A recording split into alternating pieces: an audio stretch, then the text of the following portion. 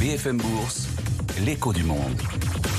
Et demain, la Fed, ça n'empêche pas les membres de la Fed de se réunir quand même, et demain de délivrer leur sacro-sainte décision. Samy Char est avec nous, chef économiste pour Lombard-Odier et compagnie. Bonjour Samy.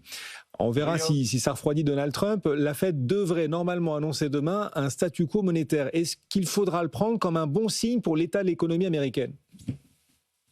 Oui, plutôt. Surtout, il faut le prendre pour un bon signe parce que c'est une forme de consistance avec le discours qui a été prononcé par Jérôme Powell lors de la conférence de presse en décembre. C'était clair que dans la tête des membres du FOMC, la Réserve fédérale américaine est à son point neutre pour une économie qui est proche de l'équilibre. Et donc, c'était le moment de faire une pause. C'est ce qu'ils nous ont dit en décembre. Et depuis, l'économie américaine a plutôt performé en ligne avec les attentes. Il n'y a pas eu de signal négatif, il n'y a pas eu de signal autrement positif de surchauffe. Et donc, on est vraiment dans la continuité d'une économie proche de l'équilibre. Et très clairement, ce sera la dernière baisse de taux de la période Jérôme Powell, sauf si, bien entendu, quelque chose de très significatif se passe. On a vraiment l'impression que pour que la Fed se mette en mouvement à partir de maintenant, il va falloir avoir des preuves que la situation change. Ce n'est pas le cas, donc il faut s'attendre finalement à un meeting assez ennuyeux demain. Et pendant ce temps, l'Union européenne, elle, varie ses partenaires. Elle a conclu un accord de libre-échange avec l'Inde. Narendra Modi parle de la mère des accords. Nous avons créé, dit Narendra Modi, le Premier ministre indien, nous avons créé une zone de libre-échange de 2 milliards d'êtres humains, la plus grande zone de libre-échange jamais vue. Elle couvre 25% du PIB mondial et un tiers du commerce mondial. Et c'est juste.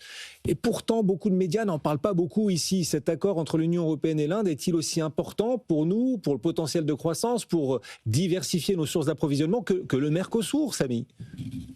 Oui, il est très important cet accord. C'est vrai que le sentiment, c'est que l'impact économique de cet accord à court terme va être modéré. C'est un accord qui va être mis en place dans les 10 prochaines années. Il y a un peu de déception au niveau du secteur de l'automobile parce que on ne pourra vendre qu'un certain montant de véhicules aux Indiens qui en plus seront tarifés à 10%. Et tout ça va mettre un tout petit peu de temps à se mettre en place. Mais c'est quand même quelque chose de très significatif. Ça montre que l'Europe essaye d'avoir une place finalement intéressante dans cette espèce de combat titanesque entre les Chinois et les Américains. L'Europe, finalement, elle se met un peu en milieu et puis elle dit aux partenaires commerciaux, écoutez, si vous voulez avoir des rapports d'égaux à égaux sans leçon de géopolitique, eh bien, nous, on est là pour vous. Et finalement, ça a marché avec le Mercosur, ça marche avec les Indiens. C'est aussi, ce n'est pas que de l'économie, c'est aussi une façon de faire de la géopolitique au XXIe siècle. Parallèlement, Samy, on a Keir Starmer, le Premier ministre britannique, qui va se rendre en Chine, lui. C'est la première fois depuis 8 ans, d'ailleurs, que ça arrive, qu'un chef du gouvernement britannique part en Chine.